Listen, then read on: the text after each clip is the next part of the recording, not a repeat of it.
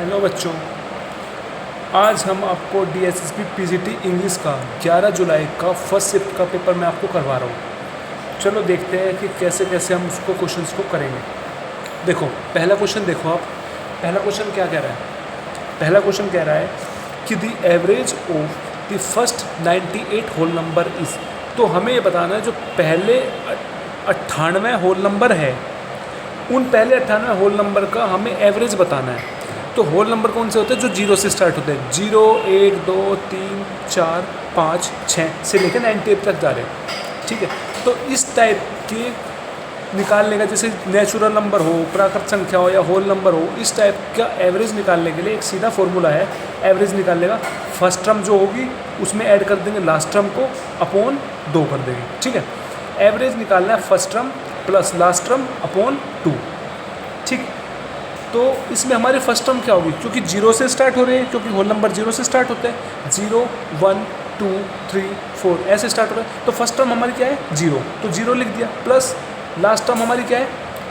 ऐसे जब 0 से हम स्टार्ट करेंगे तो 97 हमारी 98 टर्म होगी, क्योंकि 0 से हम स्टार्ट कर रहे हैं। अगर 1 से हम स्टार्ट करते तो 98 टर्म्स होती 98। पर अब हम 0 से स्टार्ट कर रहे हैं तो जो 98 टर्म्स होगी हमारी वो होगी 97। तो हमारी लास्ट टर्म कौन सी होगी? 97 अपॉन 2। तो 0 प्लस 97 कितना बनेगा? 97 अपॉन 2। अब 2 से जैसे ही हमने डिवाइड किया 97 को, कितना बनेगा? 48.5। तो इसका आंसर क्या आ गया? 48.5। ठीक, ऐसे नेक्स्ट क्वेश्चन देखो। नेक्स्ट क्वेश्चन कहता है कि ए मैन डिपॉजिट 7550। तो एक आदमी है जिसने पैसे डिपॉजिट किए 7550 at 13% rate of simple interest per annum. और किस रेट से? 13% के रेट से।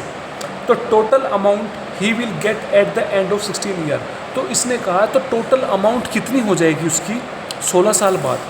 मतलब एक मैन ने डिपॉजिट किए 7500 रुपये, मतलब उसके पास स्टार्टिंग में कितने पैसे थे? 7550 जो उसने डिपॉजिट किए। तो ये हमारा होगा प्रिंसिपल, क्योंकि स्टार्टिंग में उसके पास इतने पैसे थे जो उसने जमा किए। तो ये हमारा क्या होगा? प्रिंसिपल या कह लो मूलधन। ये 13% रेट पे बताना है और हमें ये बताना है उसकी अमाउंट क्या होगी 16 साल बाद। तो आप अमाउंट कैसे निकालते हो? अमाउंट निकालने का फॉर्मूला होता है प्रिंसिपल प्लस सिंपल इंटरेस्ट। मतलब मूलधन में अगर हमने इंटरेस्ट जोड़ दिया तो उससे हमारा अमाउंट पता चल जाएगा। देखो हमें प्रिंसिपल तो पता है, प्रिंसिपल तो हमें पता है क्योंकि 7550 है। हमें सिंपल इंटरेस्ट नहीं पता, तो सबसे पहले हम क्या करेंगे? सिंपल इंटरेस्ट निकालेंगे। तो सिंपल इंटरेस्ट का फॉर्मूला क्या होता है? सिंपल इंटरेस्ट का फॉर्मूला होता है simple interest is equal to principal into rate into time upon 100।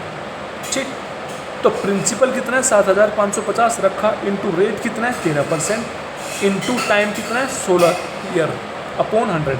अब इसको मल्टीप्लीकेशन करेंगे तो हमारा आ जाएगा 1570,400 अपॉन 100। 2 0 से 2 0 कटेगी तो हमारा बच गया कितना? 15,704।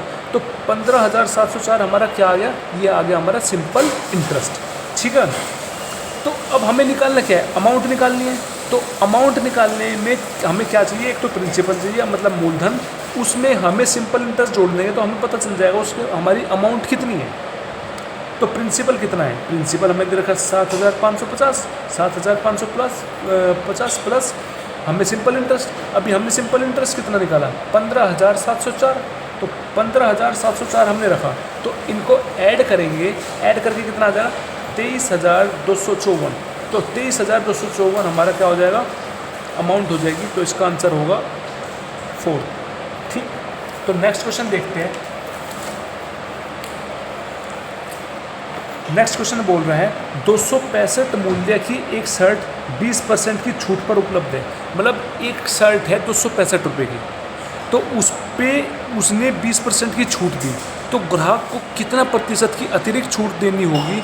तो ग्राहक को कितनी प्रतिशत की और छूट दे ताकि नेट मूल्य 106 हो जाए? तो उसका जो मूल्य 265 था उससे घट के 106 हो जाए, ये बताना है। पहले तो ये देखो उसके पास कितने की शर्ट थी? 265 की। तो उसने 20% की क्या दी? छूट दी, मतलब डिस्काउंट दिया 20%। 20% का फ्रैक्शन होता है 1/5।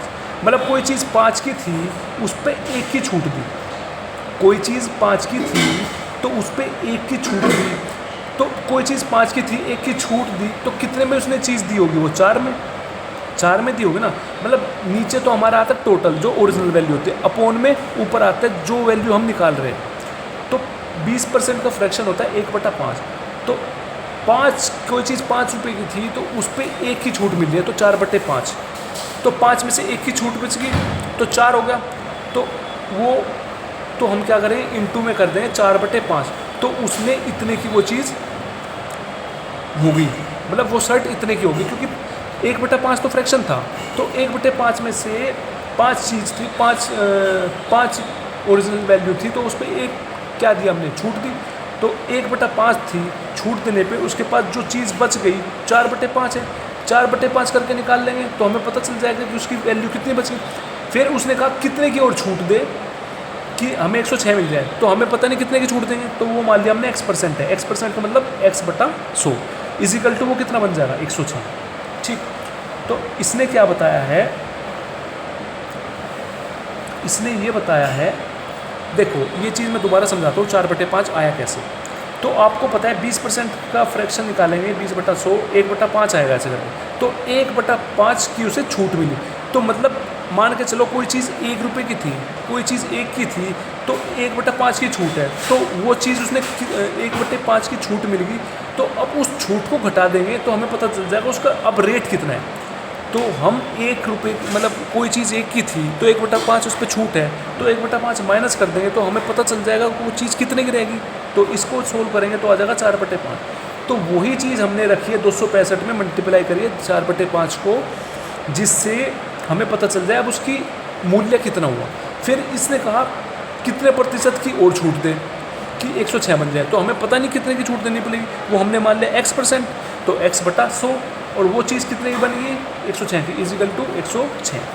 ठीक, इसके बाद तो x की वैल्यू हमें निकालनी है, डिवाइड वाले मल्टीप्लाई में चले जाएंगे, मल्टीप्लाई वाले डिवाइड में। जैसे 5 और 100 डिवाइड में है, पहले तो इसे यहीं से काट दो, 5 पंजे 25, 1 बचेगा 15, 5 3 15। तो इस 100 को उधर ले जाएंगे 106 से के साथ हम मल्टीप्लाई करते हैं, अपॉन में 53 × 4 नीचे आ जाएगा। इस अब देखो 53 दूनी 106, तो 2 दूनी 4 और 2 50 दो, तो कितने परसेंट आ गई 50%। तो कितने की उसने छूट दी बाद वाले में, x की वैल्यू कितनी है 50, तो 50% की उसने छूट दी है। ठीक, अब हम देखते हैं नेक्स्ट क्वेश्चन। नेक्स्ट क्वेश्चन क्या बोल रहा है, नेक्स्ट क्वेश्चन बोल रहा है the value of 33 into bracket 70 divided by 7 divided by 2 minus bracket के अंदर 5 × 9 प्लस 10 माइनस ब्रैकेट के अंदर ये। अब देखो ये चीज़ सोल्व होगी किससे, बोर्ड मास से। किससे, बोर्ड मास से। बोर्ड मास में क्या है, सबसे पहले हम ब्रैकेट को सोल्व करेंगे, ब्रैकेट के बाद हम डिवाइड करेंगे, डिवाइड के बाद मल्टीप्लाई करेंगे, फिर ऐड करेंगे, फिर सब्ट्रैक्ट करेंगे। ठीक, तो अब इसमें देखो जो भी ब्रैकेट वाले हैं पहले उसको सोल्व करेंगे। 33 ऐसे लिख दिया, इनटू में ब्रैकेट वाले को सोल्व किया, 70 डिवाइडेड बाय 7 क्या बन गया 10 बन गया, डिवाइडेड बाय 2 माइनस, अब इस ब्रैकेट को सोल्व करेंगे, 5 × 9 क्या बन गया 45 प्लस 10 माइनस, अब ये वाला ब्रैकेट सोल्व करेंगे, 7 - 3 4 बच गया, डिवाइडेड बाय 4।